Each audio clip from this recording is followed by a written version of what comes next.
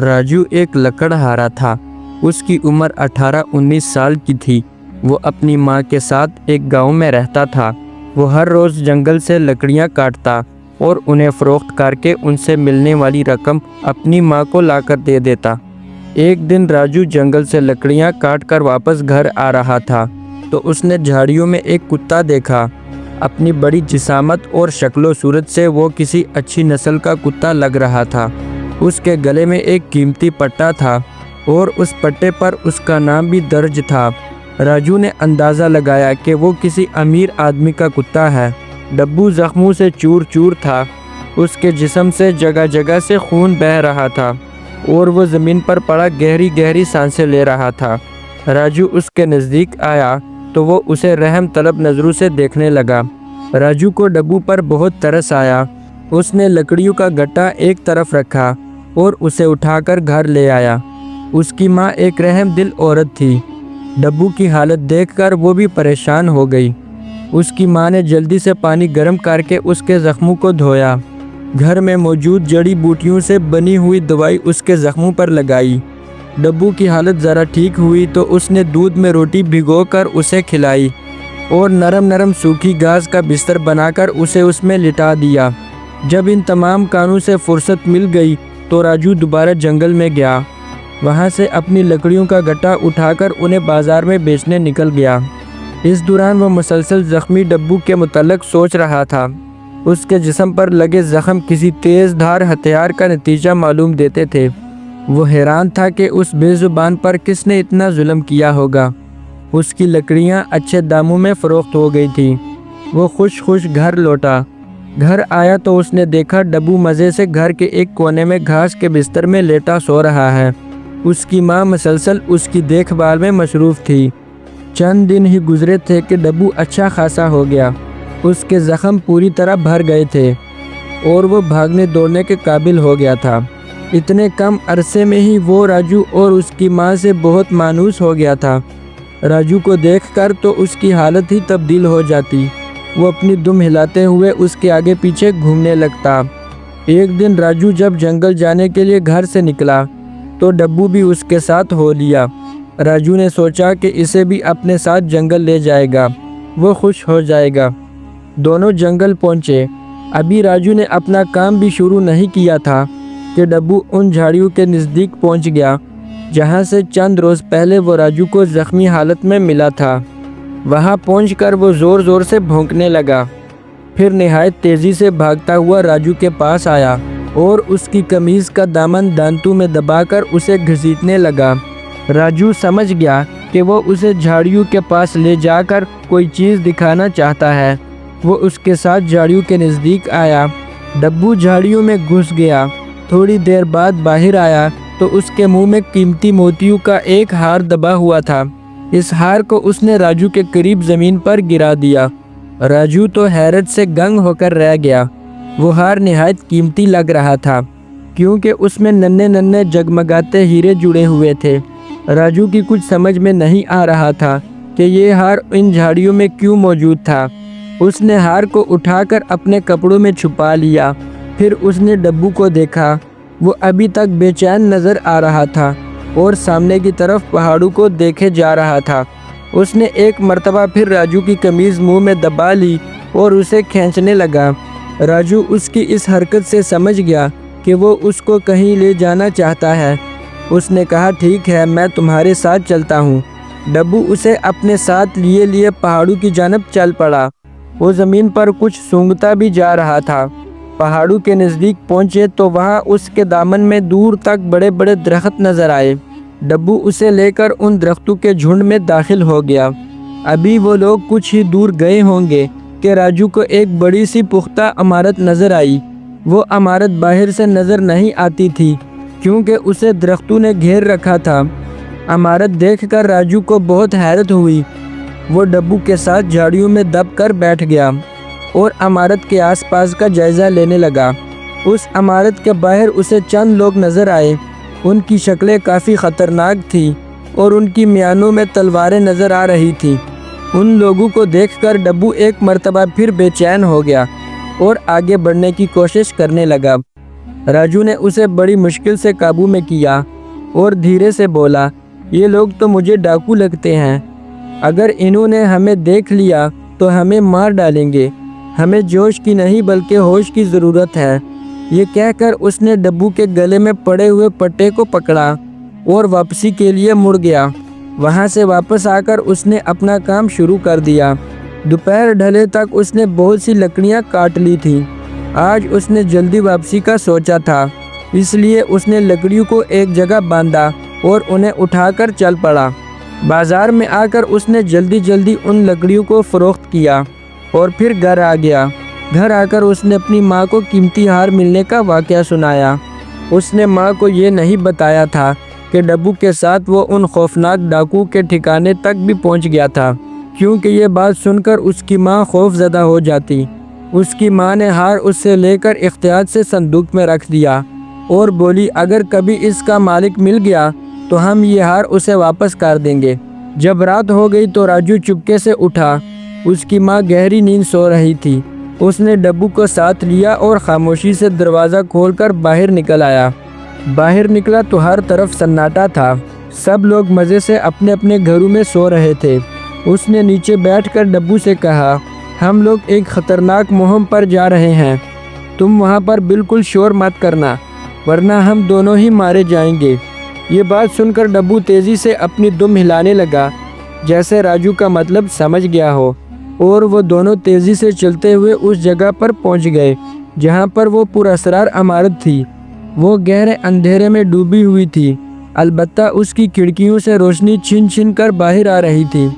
راجو نے خوب غور سے آس پاس دیکھا، اسے کوئی پہرے دار نظر نہیں آیا۔ وہ دبے قدموں آگے بڑھا اور اس عمارت کے مرکزی دروازے پر پہنچ گیا۔ ابھی وہ دروازے کو دھکا بھی نہیں دے پایا تھا کہ اس کے کانوں میں ایک گرجدار آواز آئی، کون ہے؟ راجو کے جسم میں خوف کی ایک لہر دوڑ گئی۔ اس نے کمر سے بندھا خنجر نکال کر ہاتھ میں پکڑ لیا اور اندازہ کرنے لگا کہ آواز کہاں سے آئی تھی۔ عمارت کے قریب ہی ایک پانی کا تالاب تھا، اس میں کوئی شخص موجود تھا۔ اس شخص نے راجو کو دیکھ لیا تھا اور اب تالاب سے نکل کر اس کی طرف آنا چاہتا تھا۔ ڈبو نے دیکھا تو وہ غراتا ہوا اس کی طرف بڑھا۔ اتنا بڑا اور خوفناک کتا دیکھ کر وہ شخص خوفزدہ ہو گیا اور دوبارہ تالاب میں کود گیا۔ ڈبو اس کے پاس جا کر کنارے پر ہی کھڑا ہو گیا۔ وہ جیسے ہی باہر نکلنے کی کوشش کرتا، ڈبو اس پر جھپٹنے کو تیار ہو جاتا۔ یہ دیکھ کر راجو کے ہونٹوں پر مسکراہٹ آ گئی اور وہ دروازہ کھول کر اندر داخل ہو گیا۔ اندر عمارت میں دیواروں پر مشعلیں روشن تھیں اور وہاں بڑے بڑے کمرے تھے۔ راجو آگے بڑھا، ایک جگہ اسے سیڑھیاں نیچے جاتی نظر آئیں۔ وہ سیڑھیاں اترنے لگا اور ایک تہہ خانے میں پہنچ گیا۔ تہہ خانے میں بڑی بڑی بوریاں تھیں جو سونے چاندی اور اشرفیوں سے بھری ہوئی تھیں۔ ایک کونے میں اسے مضبوط رسیوں میں جکڑی ایک لڑکی نظر آئی جو راجو کو حیرت بھری نظروں سے دیکھ رہی تھی۔ راجو جلدی سے اس کے نزدیک آیا، اپنے خنجر سے اس کی رسیاں کاٹ کر اسے آزاد کیا اور بولا، اچھی لڑکی تم کون ہو اور تمہیں یہاں کس نے قید کیا ہے؟ میں اس شہر کے مشہور سوداگر شہریار کی بیٹی حسن بانو ہوں۔ چند دن پہلے میں اپنے ابا کے ساتھ دوسرے شہر سے آ رہی تھی کہ رات کے وقت ان ڈاکوؤں نے ہمارے قافلے پر دھاوا بول دیا اور لوٹ مار شروع کر دی۔ میرے گلے میں ہیرے جواہرات کا ایک قیمتی ہار تھا، میں نے اسے اتار کر جھاڑیوں میں چھپا دیا تاکہ وہ اسے نہ لے سکیں۔ ہمارا سارا اسباب اپنے قبضے میں لے کر انہوں نے مجھے بھی پکڑ لیا اور اپنے ساتھ یہاں لے آئے۔ میرے وفادار ڈبو نے بڑی بہادری سے ان کا مقابلہ کیا، مگر ان ظالموں نے اسے خنجروں کے وار کر کے گھائل کر دیا۔ نہ جانے اب وہ کہاں ہوگا، پتہ نہیں زندہ بھی ہے یا مر گیا۔ ڈاکوؤں کا سردار مجھ سے شادی کرنے کے لیے اصرار کر رہا ہے۔ میرے انکار پر اس نے غصے میں آ کر مجھے اس تہہ خانے میں قید کر دیا ہے۔ مگر نوجوان، تم اس جگہ تک کیسے پہنچے؟ میرا نام راجو ہے، میں ایک لکڑہارا ہوں۔ یہاں تک مجھے تمہارا ڈبو ہی لے کر آیا ہے۔ اسے میں نے جھاڑیوں میں زخمی حالت میں دیکھا تھا اور اسے اپنے گھر لے آیا۔ میری ماں نے اس کے زخموں پر دوا لگا دی تھی اور اب وہ بالکل ٹھیک ہے۔ لڑکی یہ سن کر بہت خوش ہوئی کہ اس کا وفادار ڈبو زندہ ہے۔ اس نے کہا ڈاکو ہر روز رات کو لوٹ مار کرنے کے لیے چلے جاتے ہیں اور صبح ہونے سے پہلے واپس آ جاتے ہیں۔ ان کا ایک ساتھی یہاں کی نگرانی کے لیے موجود رہتا ہے۔ اب جلدی سے یہاں سے نکلنے کا سوچو، ایسا نہ ہو کہ وہ آ جائیں۔ اس کی فکر مت کرو، تمہارا ڈبو اسے تالاب میں سے نکلنے ہی نہیں دے رہا۔ میرا خیال ہے کہ یہاں پر ایک آدھ گھوڑا تو ضرور موجود ہوگا۔ ہمیں یہاں سے نکل کر کوتوال کو اطلاع دینا پڑے گی تاکہ وہ اپنے سپاہیوں کی مدد سے ان ظالم ڈاکوؤں کو گرفتار کر لے۔ وہ دونوں تہہ خانے سے باہر آئے۔ عمارت کی پچھلی طرف ایک استبل تھا جس میں ایک گھوڑا بندھا مل گیا۔ راجو نے جلدی سے اس پر زین کسی اور حسن بانو کو اس پر بٹھا کر گھوڑے کو روانہ کر دیا۔ گھوڑا تازہ دم تھا اس لیے ہوا سے باتیں کرنے لگا۔ حسن بانو کے بتائے ہوئے راستے پر چلتا ہوا وہ جلد ہی اس کے گھر پہنچ گیا۔ شہریار سوداگر اور اس کی بیوی نے جو اپنی بیٹی زندہ سلامت دیکھی تو ان کا خوشی سے برا حال ہو گیا۔ انہوں نے حسن بانو کو گلے سے لگا لیا اور راجو کا شکریہ ادا کیا۔ حسن بانو نے جلدی جلدی انہیں پوری کہانی سنا دی۔ راجو نے کہا جناب، ہمیں دیر نہیں کرنی چاہیے، کوتوال اور سپاہیوں کو لے کر فوراً ڈاکوؤں کے اڈے پر پہنچنا چاہیے تاکہ انہیں گرفتار کیا جا سکے۔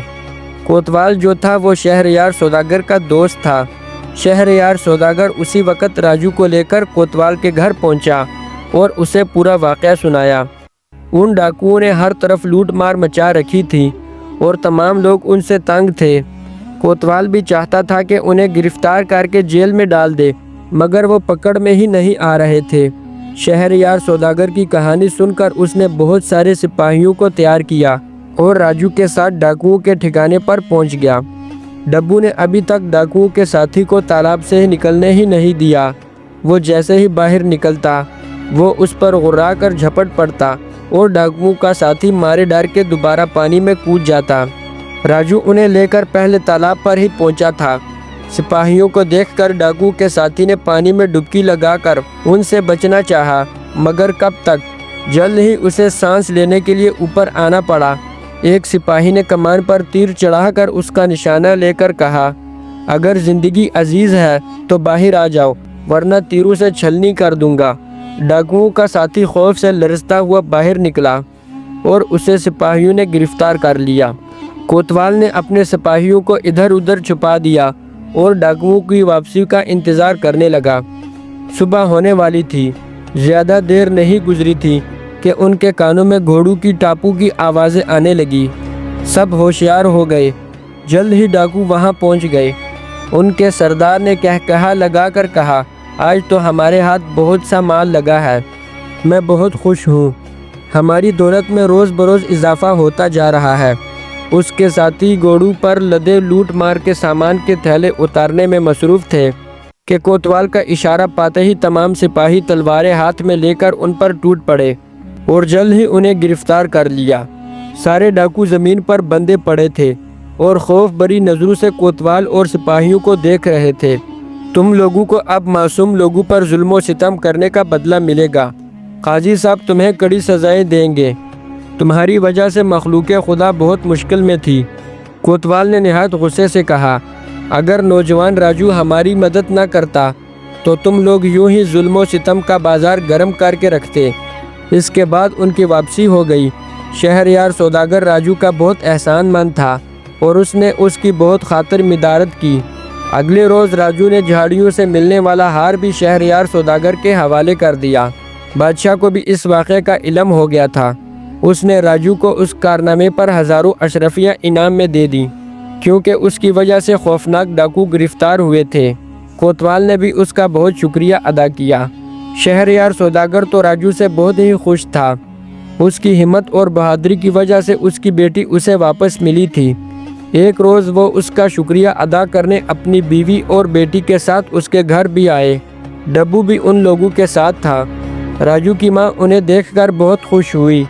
وہ اس بات پر بھی پھولے نہیں سما رہی تھی کہ اس کے بیٹے نے اتنی بہادری کا کام سر انجام دیا ہے جس کی سب تعریفیں کر رہے ہیں۔ سوداگر راجو کی شرافت اور ایمانداری سے بہت متاثر تھا کیونکہ اتنی غربت کے باوجود راجو نے اس کی بیٹی کا ہیرے جواہرات کا قیمتی ہار بھی اسے واپس کر دیا تھا۔